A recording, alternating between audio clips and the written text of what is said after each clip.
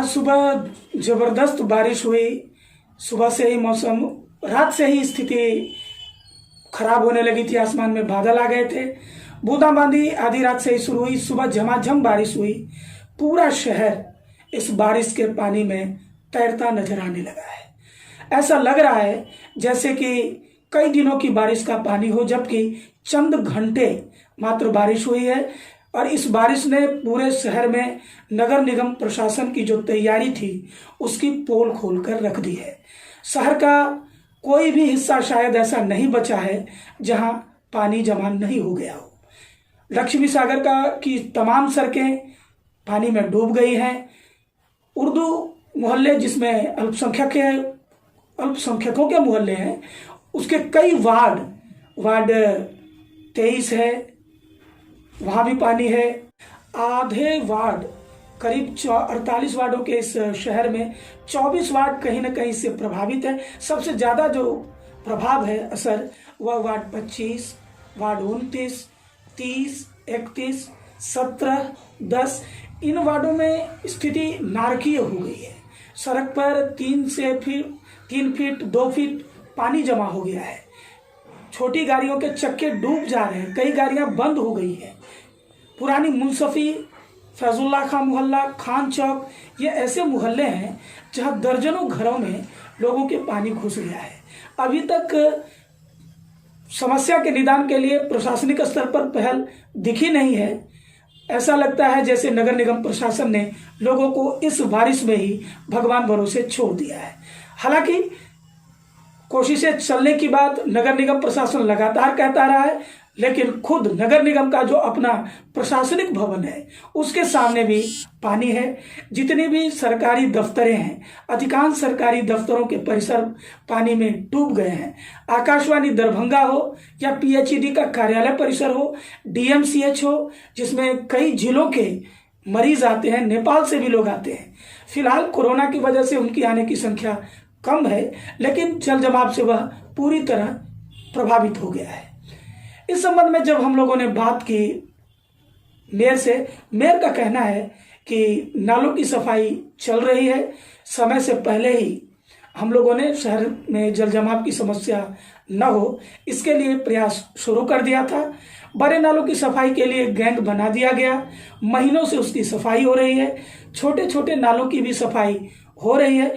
कुछ जगहों पर छोटे छोटे नाले जो जाम हैं, जिसमें कचरे लोग किसी न किसी रूप में डाल दिए हैं और उसकी सफाई बाकी थी, उनका पानी सड़क पर आ गया है, उससे पानी नहीं निकल पाया है। उसके लिए भी हम लोग काम कर रहे हैं। बहुत जल्द लोगों को इस समस्या से निजात मिल जाएगी। हालांकि कोरोना के कारण भी समस्या होने की बात उन्होंने कही है। मेयर का कहना है कि निगम के कई अधिकारी व कर्मी भी इस महामारी की चपेट में आ गए हैं।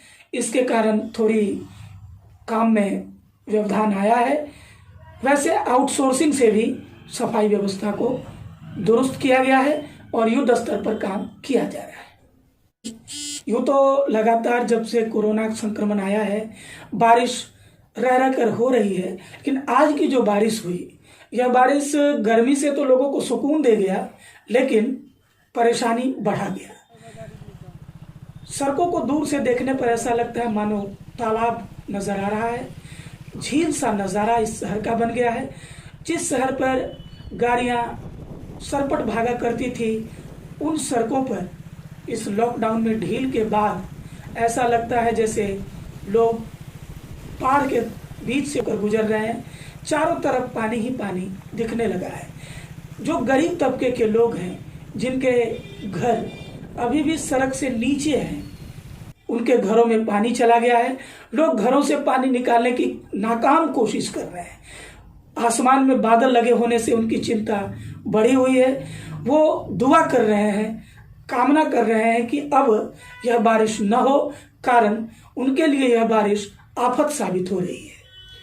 दूसरी ओर अगर देखें तो आज का जो दृश्य है, वह दृश्य पूरी तरह से आने वाले मानसून को लेकर एक चेतावनी दे गया है कि अगर युद्ध स्तर पर काम नहीं किया गया, सही तरीके से जल निकासी का प्रबंध नहीं हुआ, तो इस बार अगर अच्छी बारिश हुई तो सिर्फ सड़क के नीचे ही नहीं, सैकड़ों घर इस जल जमाव से प्रभावित हो जाएगा।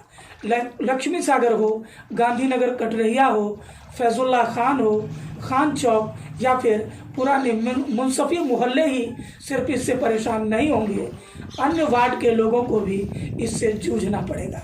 इस बारिश ने समय रहते ही अपनी तैयारी करने का एक संकेत दिया है। अब नगर निगम प्रशासन इसे किस रूप में लेता है, पुरानी व्यवस्था की तरह खाना पूरी करता है या फिर कुछ ठोस पहल कर लोगों की इस समस्या को जो एक चेतावनी के रूप में आया है, उस समस्या के निदान के लिए प्रयास करता है या नहीं। इस समस्या की मूल वजह जो बताया जा रहा है वह सड़क और नालों के बीच जो एक जंग चला, जितनी बार सड़कें बनी उसे प्रशासनिक स्तर पर, सरकारी स्तर पर ऊंचा कर दिया गया। सड़क लगातार टूटती रही, बनती रही। एक सड़क को दूसरी सड़क से ऊंचा करने का जो एक कंपटीशन की तरह चला, उसने पूरे शहर के सड़क किनारे के मोहल्लों को, घरों को नीचा कर दिया। जिन लोगों के पास क्षमता थी, जिनके पास पैसे थे, उन लोगों ने किसी तरह व्यवस्था कर अपने उस समस्या का निदान किया। पहली मंजिल के मकान बेसमेंट की तरह बन गए। बाकरगंज का मोहल्ला देखें, जहाँ कई दुकानें आज भी सड़क से करीब 3 से 4 फीट नीचे आ गए, जबकि वो एक ज़माना था जो सड़क से 2-3 सीढ़ी चढ़ने के बाद उस दुकान में प्रवेश संभव था। इस गलत नीति के कारण शहर की ये हालत हुई है।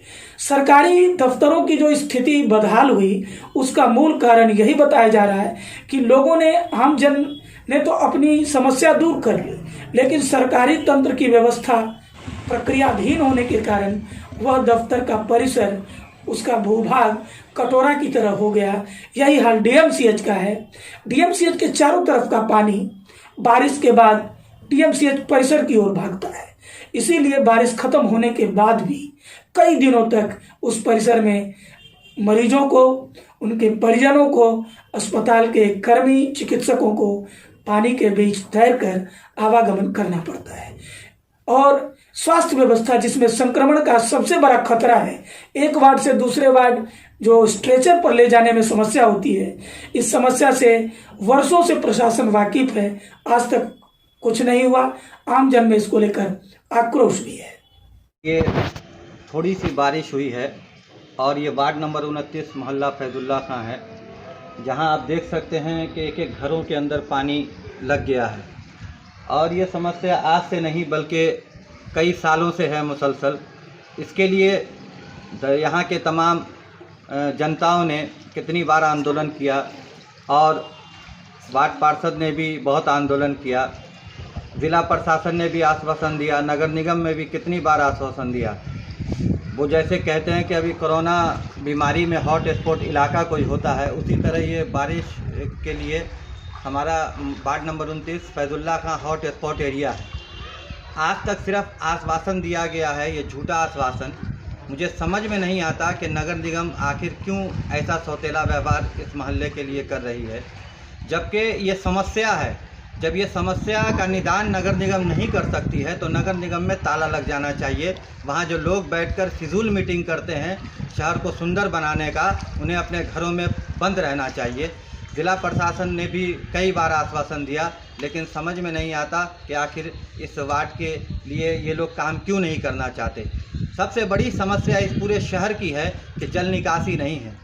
सारे कामों को छोड़ के मैं गुजारिश करूंगा, निवेदन करूंगा ज़िला प्रशासन, नगर निगम या एमएलए एमपी जो भी हैं उनसे कि सारी समस्याओं को छोड़कर सबसे पहले दरभंगा शहर के जल निकासी का जो समस्या है इसको निदान कर दें, तभी आप कामयाब हैं। वरना आप जितना भी झूठ बोल लें कि हम बहुत काम कर रहे हैं, बहुत मेहनत कर रहे हैं, ये सब दिखावा है, छलावा है जनताओं के लिए लगा है। वार्ड 29 में ये समस्या कब से है और इसके निदान के लिए यहाँ के लोगों ने क्या किया और प्रशासन या नगर निगम की तरफ से क्या आश्वासन मिला है? वार्ड नंबर 29 के मोहल्ला फैजुल्ला खां में लगभग 10 वर्षों से 1 घंटा भी बारिश होने के बाद बाढ़ जैसी स्थिति हो जाती है और नगर निगम प्रशासन आश्वासन पर आश्वासन दे देकर लोगों को परेशान कर दे रही है। यहाँ लोगों का जीना मुहाल हो गया है। आज ये बरसात भी नहीं अभी आया है, 1 घंटा मुश्किल से बारिश हुई है और पूरा मोहल्ला घर घर जलमग्न हो गया है।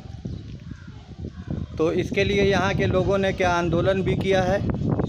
यहाँ की जनताओं ने, मोहल्ला फैजुल्ला खां की जनताओं ने 10 साल से कई बार धरना प्रदर्शन सब किया, लेकिन नगर निगम है इतनी निकम्मी है कि सरकार के द्वारा इतनी राशि देने के बाद भी ये मोहल्ला फैजुल्ला खां पर उनका ध्यान नहीं पड़ रहा है। अब तक जल निकासी एकदम बंद है, जिसकी कोई व्यवस्था नगर निगम के द्वारा नहीं की जा रही है। आज जुमा का दिन है, नमाजियों के लिए बड़ी मुश्किल होती है, ऐसे में आप नगर निगम या प्रशासन से क्या कहना चाहेंगे? आज ही जुमा नहीं, इससे पहले भी बहुत जुमा आया जिसमें लोग बड़ी मुश्किल से मस्जिद की तरफ जाते हैं।